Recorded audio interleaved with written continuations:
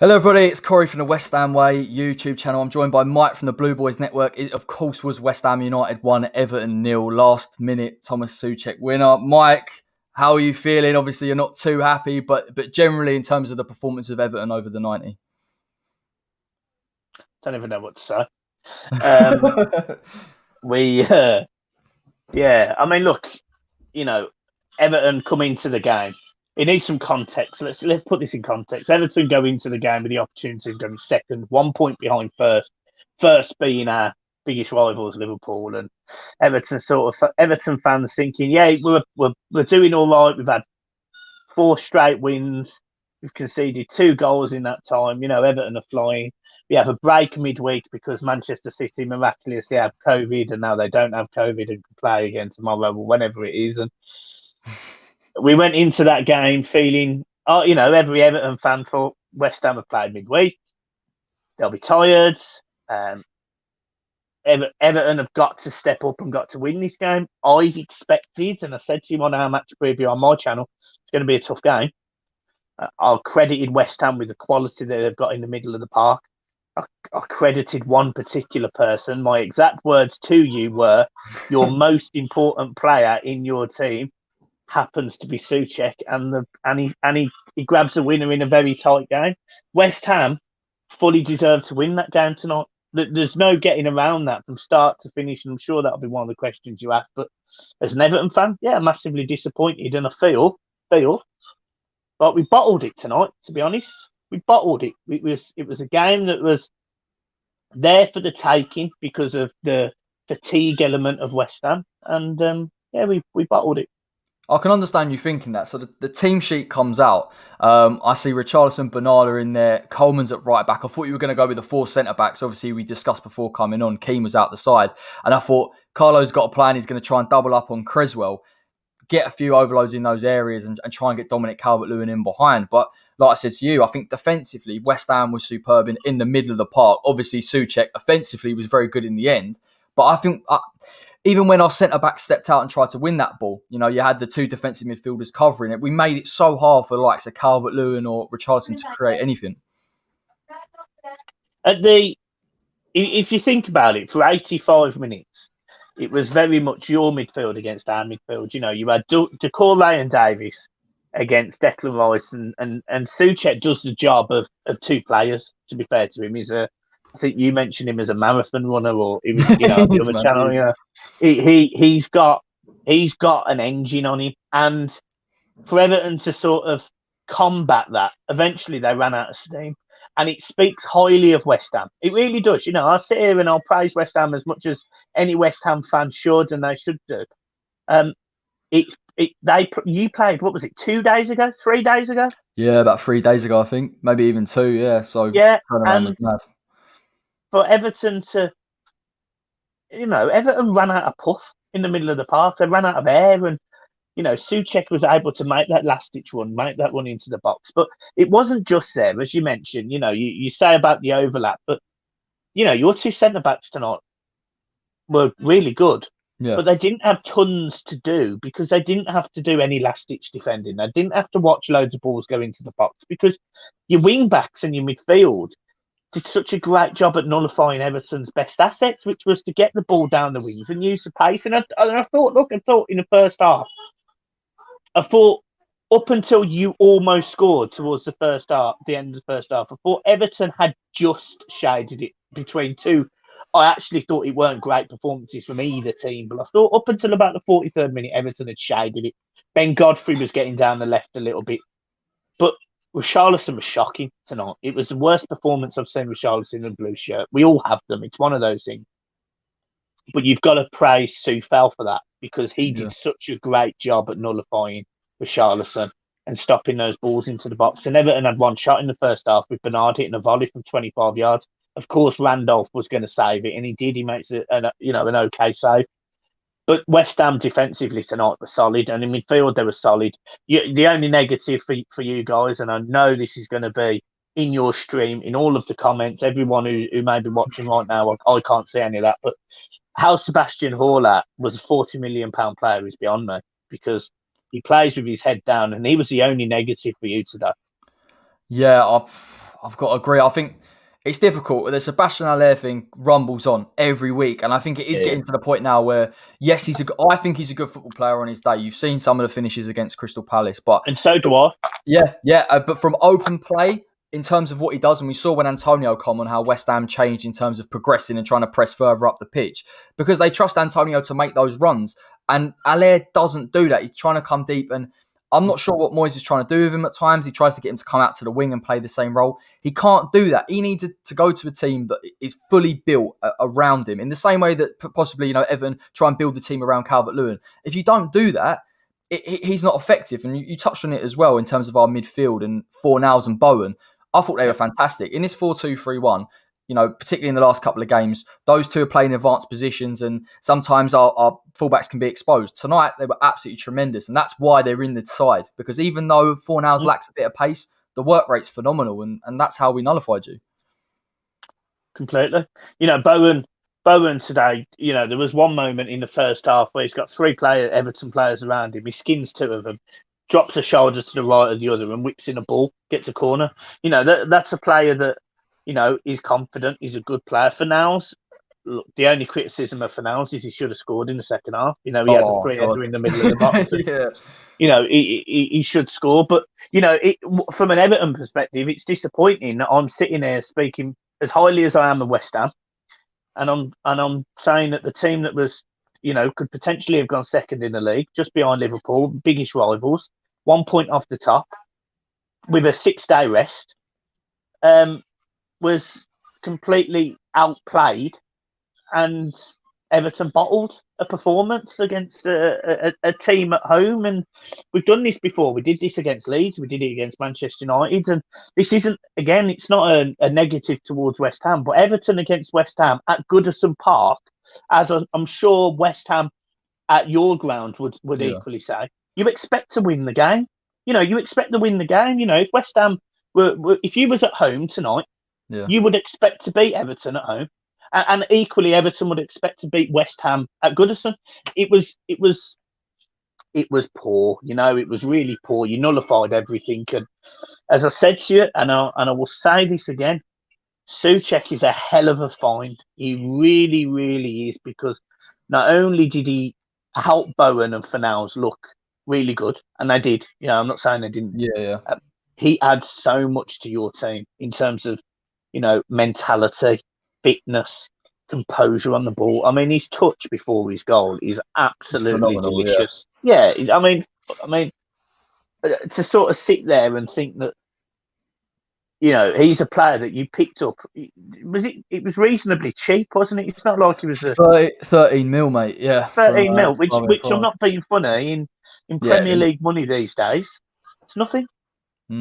Yeah, it's just, you were really good tonight, and I can't sit here and I can't praise you any more highly than you deserve to be praised. You got the job done tonight. It wasn't the prettiest game of football. It was quite dull for 80 minutes, but you did the job and you got 3 points. You're 3 points off the top four, and you thoroughly deserve it.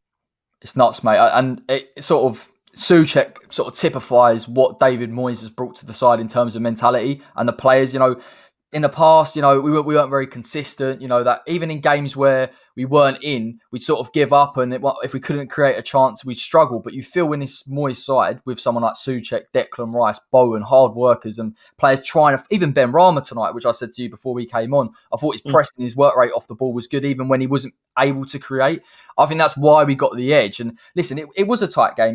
We weren't creating too many clear-cut chances. The Fornals one for me. We spoke about Haller. I feel like if Haller gets that chance, he scores it. Unfortunately, he goes up before Fornals gets it. So, from your perspective, do you think, because obviously you do have a decent bit of squad depth. You brought in James Rodriguez, gave me nightmares because I thought, here we go, he's going to start picking up these pockets of space. Do you think Carlo maybe tactically should have changed it a little bit more? Is there anything else that he could have done? Got it wrong. He got the whole game wrong, Carlo Ancelotti. I can sit here, I can wheel through the changes, if you like, that where we got things wrong, but he should never have dropped Holgate. He should never have moved Holgate into the centre, brought in Coleman and put Michael Keane on the defence, in defence.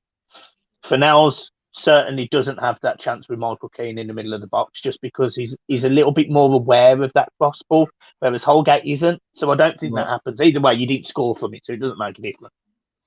The goal that you score, who knows whether you'd have scored that, but the facts are Soucek made such a great run that you probably still score that goal. But the momentum wouldn't have been, it was very much in the second half a game where West Ham pressed Everton. It was very much going out hunting, and you saw that with the changes that West Ham made. They'd bring on. I actually said during the stream, I said, how many front forward thinking players do West Ham actually have? Because he bought Yeah. on Mikel Antonio, he bought on Yarmolenko, and look, I know West Ham fans don't necessarily speak too highly of Yarmolenko anymore, but he's always got a goal in him against Everton. And I was sitting there thinking, Everton are going to be under the cosh here, and he still hasn't made that obvious change, which is to take Seamus Coleman off and go completely solid at the back, like we have been for the last 4 games, and we've kept 4 clean sheets. So that was a concern. He leaves Richarlison on the pitch, which was an absolute joke. It was a shocking decision because he was awful. It was the worst performance I've seen from Richarlison in my entire life. He takes Bernard off. Bernard didn't have a great game either, but I certainly thought he offered more than Richarlison. He completely destabilises the forward line when he brings on James Rodriguez, which is absolutely fine. Everton's most creative player by a country mile, but takes off Dominic Calvert-Lewin and brings on Cenk Tosun. What the hell's that about? How does that make sense to any football fan in the world that Dominic Calvert-Lewin has scored 11 goals and Cenk Tosun hasn't made 11 appearances for Everton in 2 years? It didn't make sense bringing off the one person who can feed off James Rodriguez when Richarlison was having a stinker. Just didn't make sense tonight. And that defeat tonight, in my opinion, goes down to 2 factors. One, West Ham wanted it more and fully deserved the credit before I say Carlo Ancelotti got it wrong, because he did get it wrong today. Everton may have got a result if he'd have changed it the other way around, but we'll never know, because West Ham fully deserved the 3 points. And I like West Ham, and I wish West Ham the best of luck. And I think today proved to a lot of teams, because a lot of teams have been blowing smoke up Everton's arse, a lot of pundits have. I think today has proven that you cannot exclude West Ham from that talk of European football, whether West Ham fans like it or not. You can't. David Moyes will build a solid attacking team, and that's exactly what you did today. Yeah, and you spoke about it, the changes. I think in some ways it actually benefited us making those 3 subs, because we went 1-0 up. I thought, you see David go to that low block and he's like, right, here we go. We're just going to sit in those last 5. If it happens around the 60th minute, possibly, maybe you get a result. But I said at the time on the stream, Calvert-Lewin going off. Obviously, he wasn't really involved in the game too much. Didn't hurt us as much as I thought he would. But to put Tosun on and then obviously Rodriguez, it didn't really work. But, like I said to you in the preview, if Moyes gets the formation right and he gets the right personnel on, we can get the result. We've got some of the players there. We do need recruitment. Yeah. You saw with Allaire. I think if we can get a Josh King in January to back up Antonio and have that kind of striker, again, we can push even further on. From an Everton perspective, where do you see what is the realistic expectation for this season? Obviously, Carlo's turned it around a bit. You're progressing as a team. I know tonight's a disappointing result, but generally it's much improved from the past couple of seasons. Yeah, there's no difference from me and what I would like to think our expectations are. Our expectations is to finish between 5th, 6th, 7th and 8th, which is exactly where I think I said to you. Everton are aiming for Europe. I've seen enough from Everton to go to teams like Leicester, Chelsea, Tottenham, win, to say that Everton can finish in Europe. We've struggled against the teams you expect Everton to win. We almost lose to Fulham. We draw with Burnley. We lose to Newcastle. We lose to Southampton. We lose at home to Leeds and West Ham. And as I say, and again, no criticism to any West Ham fans or West Ham as a club, but you expect to win those games at home. And Everton need to have a look at themselves, actually. The players need to have a look at themselves, and they need to ask themselves, where do we want to finish? Because we all know Everton are capable of beating big teams, as I've mentioned. But we also know that sometimes they go down, they sulk. Richarlison proved it today. He was completely sulky for 90 minutes and was piss poor. Yeah. I think Everton finished seventh, if I'm being brutally honest. If you asked me for a number, I think Everton finished seventh. The only way that's a Europa League spot is if the Carabao Cup and the FA Cup are won by people in the top six. But I think Everton finished seventh because I think Leicester over 38 games will be more consistent. And I think that's who our direct rivals are. However, if I'm going to mention Leicester, I've also got to mention West Ham. And the facts are, I think West Ham have lost 5 games this season, if I'm not mistaken. Possibly, mate. I haven't checked. I got a bit grumpy after a couple of draws, but yeah, we're certainly up there. Yeah, so you've lost 5 games. It's exactly the same as Everton. So, again, if the pundits are going to blow smoke up Everton's arse, someone needs to blow smoke up West Ham's arse, and you thoroughly deserve it tonight. And I hope the people watching this, I hope they see what Moyes is doing, because I know a lot of people give Moyes a lot of criticism when he joined again, and I know they criticise the board, but I always thought it was a good move for West Ham. I always thought it was a good fit. I thought he was the first time bloke. Appreciated the fact football might not have been the best. He's got a slightly different team now, and he's got players that remind me of the Everton team. I remember mentioning to you on my video, Yakuba. He's not great with strikers. Moyes has never been great with strikers. He's never going to turn Haller into a 15-goal a season striker. He won't do it because he doesn't know how to. At Everton, he had 20-goal James Beattie from Southampton. Didn't do it. He had Andy Johnson, 25-goal at Crystal Palace. Didn't do it. He had Yakubu, 25 goals at Portsmouth and Middlesbrough. Didn't do it. He never had the proven goal scorer because he doesn't know how to teach a striker how to be a fantastic striker. That's where your ceiling will be. Your ceiling will be everything behind him will be fantastic. The players will play for the shirts like they did tonight. Every single one of those West Ham players tonight, bar probably Haller, can say, I played for my club tonight and I wanted to win that game. Yeah. Everton can't. Everton players can't say that tonight, and that's the difference with a David Moyes side and a Carlo Ancelotti side. Might be better on the eye. Carlo Ancelotti may play more attractive football over a season, but when you really need to grind out a win, David Moyes is a good manager for that. Yeah, it's been great to see this season, mate, to be honest. Even against some of the teams like Manchester City, Liverpool, we've been consistent in performances. And over the past couple of years, we've maybe put out a performance against the Liverpool, then lost to a Crystal Palace. And even when he gets it wrong, and this is the criticism I had of him, he's now making those active changes like we saw tonight. And I think ultimately that is what will be the difference if West Ham finish in the top half, can push for the European places. Like you say, this season's crazy, mate. We could end up anywhere. So I'm looking forward to it 100%. Yeah, I think you need. I think as West Ham fans, you need to take great credit with where your club is going. I know the fans don't like the board, or say the majority of them. I know you don't necessarily like the stadium. Again, I get it. You were sold a dream. The dream was a lie. I get it. But you've got a manager there who knows how to get 11 players to play for the shirt. And that's a rare thing in football these days. A lot of players just get paid what they want. Look at Arsenal, for example. On paper, they've got a really good team. But how many of them players actually want to play for that shirt and get going when the going gets tough? I've turned into Rick Ashley there.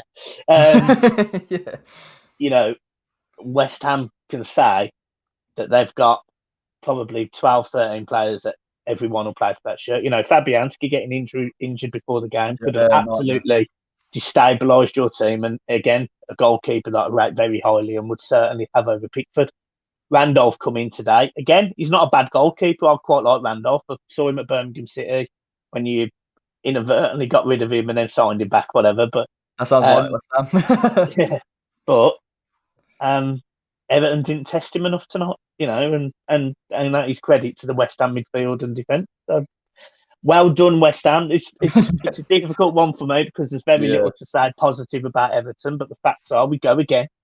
If you'd have offered me the fact that Everton are going to be probably, I think no matter what, I think we're still fourth after these run of games. And if you'd have said that to me at the start of the season, after 17 games, Everton are going to be fourth in the league, I'd have snapped your hand off. Yeah. We just need to keep going. We just need to keep going, get back on the horse and get over the line. Yeah, I'm sure you will, mate. I'm sure you've got a good squad. But West Ham have taken the victory tonight. It is, of course, a very good win for us. It was a decent point against Southampton. Again, 3 points against top-class opposition. Thanks, Mike, for coming on. Check out the Blue Boys Network. There's loads of stuff over there. Everything Everton related, everything football related. And until next time, you lot, take care.